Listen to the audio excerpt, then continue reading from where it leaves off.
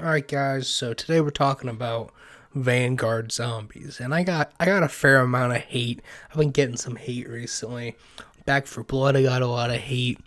On my Vanguard campaign review, I got a decent amount of hate. And I just feel that there's gonna be a fair amount of hate here. Cause I really don't want to make this video. Because I know there's gonna be someone in the comments who says this is the best thing they've ever played. So let's get started. I'm not really sure how to review zombies. Typically, I would do like the map and then the Easter egg, but as of right now, there is no Easter egg. So everything that I've read so far and heard and watched and all that good stuff says that the Easter egg will be coming after Season 1. So right now, this isn't even Season 1 of the game. It's like the preseason or whatever they're calling it. So the Easter egg pretty much isn't coming out until like Christmas or next year, pretty much. So this is all there is for now. And my god, is this probably the worst zombies I've ever played. Alright, and so here's my problems with it. Or I guess let me just summarize what it is first. So you have this general area that you saw us starting in, and there's Pack-a-Punch there right off the bat.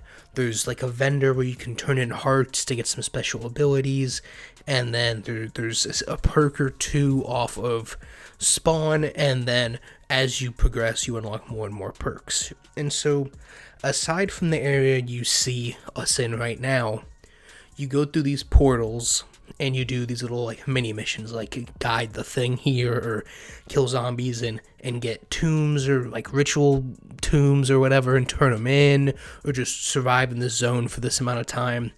And once you go through the portal, do that activity, you get your money, and then you teleport back to the main area, you pack a punch, spend it, buy whatever you want to buy, you're good to go. And so the problem with this is that it would be one thing if they had like a big map and then you teleported to these locations and these were like alternate locations, right? Like this is the original World at War map, right?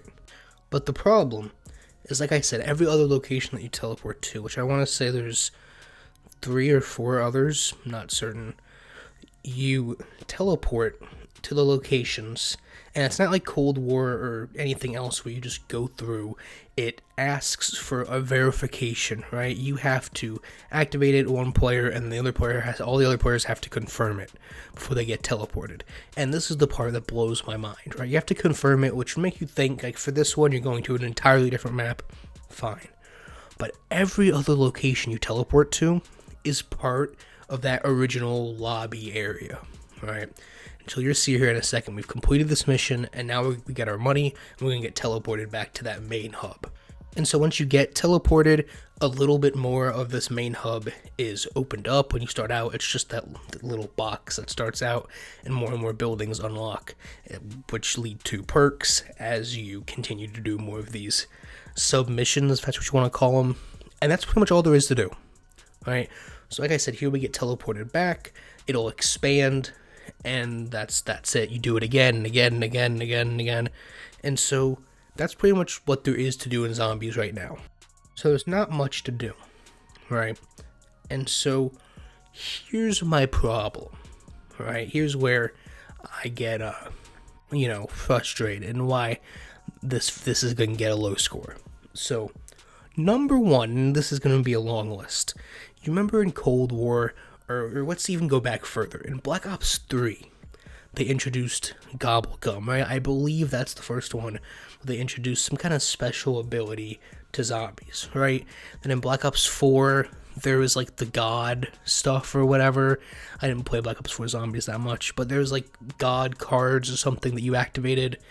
Then in what comes next, Cold War, there's the abilities, right? The Aether Shroud and the Ring of Fire and the Freeze ability and the Mines, and then with each map they added the 4 maps, they added 4 new abilities, the Vines and I don't remember the other 3, but they added them, right? So there were, I think, 8 abilities total, might be more when the game's said and done, 4 at launch.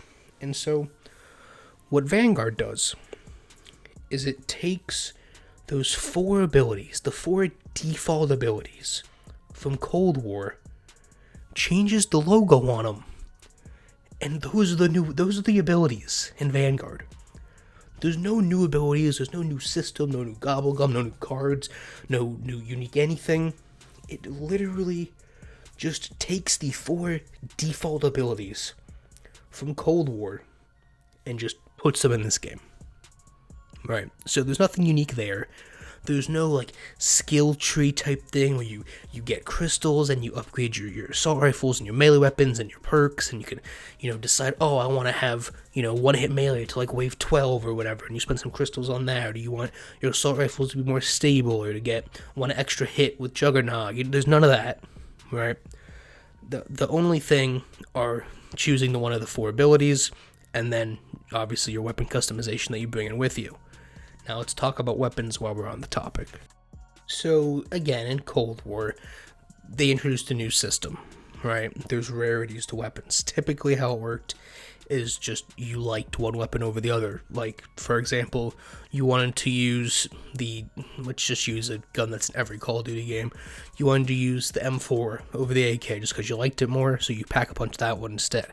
There was no, trade-off. Whatever the default weapon does, those are your stats for it. It's just which one do you like more? Do you want to have a higher rate of fire, bigger ammo type, bigger magazine capacity, all that good stuff. So, with bringing in your own weapon that they introduced in Cold War, they also brought in rarities, right? It's like white, blue, green, purple, and gold, I think, in that order.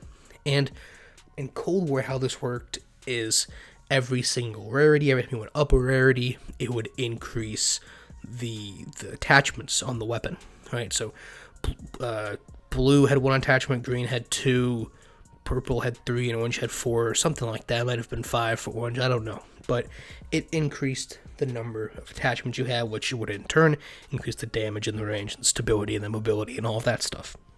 And so what they do in Vanguard is they copy and paste that rarity system, but instead of putting attachments on the weapon, it just pack-a-punches it, right? So a blue weapon is pack-a-punched once, a green weapon is pack-a-punched twice, and so on, right? And side note, pack-a-punch doesn't change the color of the gun anymore, right? You get a little symbol in the bottom of your HUD where your weapon is, that it's pack-a-punched, and the number of times it's pack-a-punched. But it doesn't change the color of the gun. It still shoots like the rainbow lasers and all of that stuff, but you don't get a visual marker on the weapon telling you that it is pack-a-punched. So I've talked to you about how it works, what you do. Something I do want to mention is the wave system kind of works differently here, as well as how you make money. So the waves don't naturally progress. As you go through these portals into these little submissions, you go up through waves every single time you come back from them. Same thing with money. You get 4,000, at least at the stage I was at, and I was paying attention to it, for completing these submissions. I assume it scales as you go up in waves. You get more money, and you only get like 20 points per zombie kill, so it's not as much. And so this leads me to my biggest problem, and the thing that still blows my mind. So for 12 years, perks have been the same perks, right? They've added new ones, like freaking like Deadshot Daiquiri, and the one where like you reload and lightning comes out around you, and like the one they just added in Cold War where you slide into enemies and explode. I mean, they had a version of that in older zombies, but that's new. There's the one with like the random bullet types. They've added perks, but like Quick Revive, Juggernog, Speed Cola, Double Tap, Mule Kick, and Stamina Up have always been there, right? So here, what they do, as if trying to piss me off, is they take the logos for each one of the perks and change the name of them and make them like this freaking Baja Blast, like little freaking goblet thing, right? And they do the same thing, but they just change the name, use the same logo, and it's stupid. And so the way this works is you get each one for free, right? Stamina Up, like faster health regen, more health, quicker movement speed, and faster reload. You get the base, number 1 level of these for free. Then for each level up to level 4, it costs like, I don't know, 4 and 5,000. I don't know the exact prices. It might go up to 7,000. I only played this twice because it's awful. But you level up the perks. And so originally, I thought the only way to get to these perks was you have to go through the portals, right? If I wanted to get to what I'm going to call Juggernog, you have to go through the portal. If you want to get to stamina up, you have to go through the portal. But Juggernog is actually, along with some other one like health regen, is in that lobby area. And so what I realized, and I didn't realize this until very late into the match, I talked about this a bit already, is that the starting area, this lobby, expands as you go through the waves, right? You might have saw those vines in the beginning of the video, in that little square in the middle. Those go away, buildings open up that we're teleporting to, right?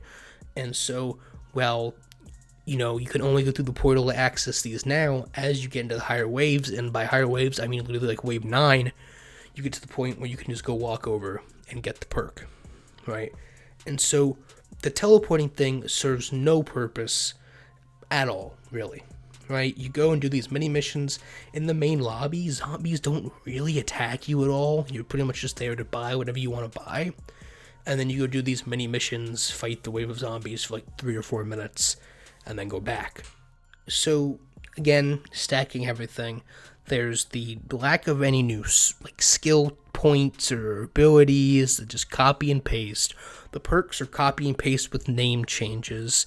There's no Easter egg, right? Which, to be fair, Cold War didn't launch with an Easter egg, but there's no big map, right? Even Cold War launched with a semi-decent, it's not as big as the maps would continue to become, but it's launched with a semi-decent just survival map. That's not here, right? That main lobby area is very small, and then you have these teleporting areas which are very small, right? So there's all that, just the way it all works, the copy and paste of it all, and I didn't even get to the worst part. So the areas you teleport to, like I talked about earlier, there's one that's the World at War map, right? Which that's cool, right? It's a previous like zombies map from like freaking 12 years ago, older than that actually. But it's, it's cool, it's different, whatever. But everywhere else you teleport to, and even the main fucking lobby, is all just multiplayer maps from this game. That is so lazy. They couldn't even design a unique zombies map. They just took a multiplayer map that I haven't played in the full game, but in the beta was the most broken ass map, and made it the zombies map. So all those negatives, what does it do well, right? So the only unique thing really they attempt to do is this hearts thing. And don't ask me how the hell you get hearts, because I have no clue. But there's scrap like from Cold War, and then hearts, which I don't know if you just get those from doing these like little side mission portal things, or just with each wave increase, or killing a certain number of zombies. I have no idea, right? But you go, and there's rarities, just like with the weapons. As you progress through the waves, you unlock higher rarities, and you pay in hearts and equip the new rarities, right? You can have 3 equipped at the time. You see at the bottom left corner of the screen there on the HUD. And so here's my problem with this system, right? It's cool, works well, there's some interesting things in there, but once you get to the higher waves, and by higher waves I mean like 7, whatever I'm on now, yeah, there are some of the most ass backwards broken abilities in there, right? For example, right, I got one where you have a high chance to regain your equipment when used. What the hell does that mean? So I throw a Molotov, I still have another Molotov. And I throw a Molotov and throw a Molotov and throw a Molotov. I only have one, but it's a high chance, so I can throw about 3. And then I just pick up a single grenade, I can throw about 3 grenades. You see here, I've thrown 2 Molotovs, and I've only had 1 this whole time. Alright, and so it's broken, right? Once I realized this, you pick up a monkey bomb, you're golden. You just throw a monkey bomb over and over and over and over and over again. But it's not called a monkey bomb, it's called like a something dumb. It's not called the monkey bomb. They changed the name of everything. It's so stupid. What else is in here? They have the workbench from Cold War, where you can buy like your grenades and your lethals, your tacticals, your armor, but there's no upgrading the rarity of your weapon here. Your only chance to do that is from the box. There's also no like kill streaks here, which I thought I was really gonna hate in Cold War, but it just feels wrong now not having it, right? I went to go buy a chopper gunner, and there's no kill streaks. All there is self-revive. And so it's just a boiled down version of Cold War zombies. It takes the bare minimum from Cold War and just slaps it in there. I honestly would have rather had just like a town. I don't need any missions. Don't do anything crazy. Just freaking let me survive. But they can't even do that because zombies don't attack you in this mania. You have to do these missions to basically be attacked at all, right? And they'll add an Easter egg, sure, but I'm talking about now at launch. And so, what do you rate this, right? What do you give this out of 10? How do you rate zombies? Well, I think it's important that I rate Cold War zombies. So, the base Cold War map with no Easter egg, no, just surviving on that map. Right, that map's probably like a 6. It's a decent map. It's pretty good, right? It works well. There's multiple lanes. It all flows relatively in a good circle. You can get a train going. There's multiple train spots. All of that good stuff. The perks are evenly placed out and all that good stuff. Right, it works well. The maps from there, except for the second DLC map, only get better. Right, I'm talking about just map design, not the Easter egg, but. Because there is no Easter egg here, that's not fair to compare, but it gets boosted with the Easter egg, obviously. And so, like 6, the second map is like a 5 or 4, I'm not a fan of it, I don't think it flows well at all.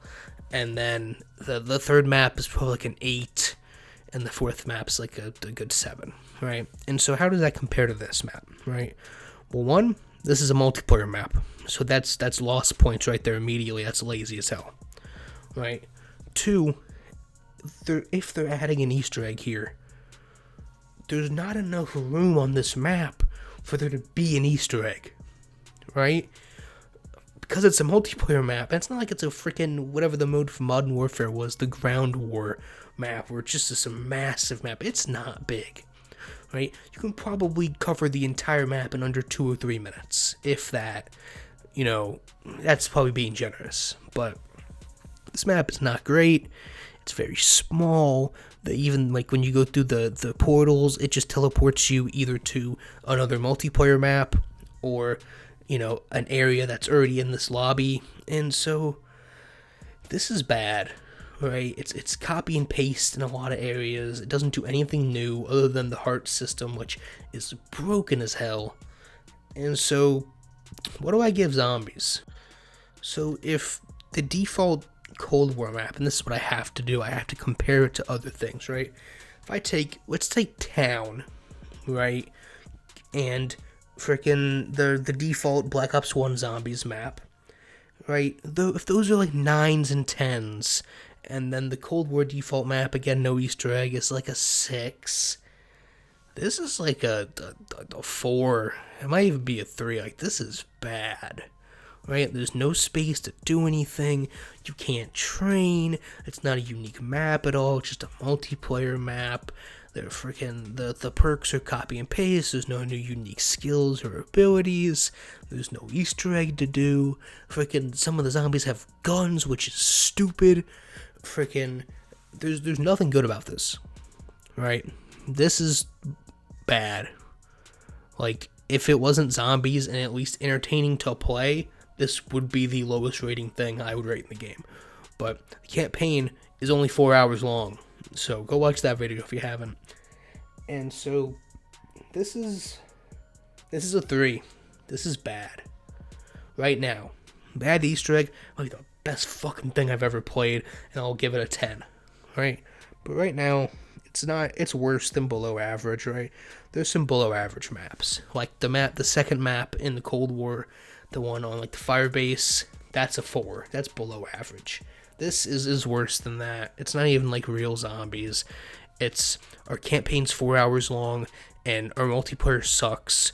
So we need to throw in a third game once people buy our damn game, right? At this point, this is just DLC for Warzone, right? You're paying $60 to play the new Warzone, and yeah. So it is what it is. You guys let me know what you think of zombies, Vanguard zombies, down in the comments. If you think it's the greatest thing ever, if you also think it sucks, if the Easter egg is out by the time I upload this video, God, I hope not, but it is what it is. I'll see you guys in the next one.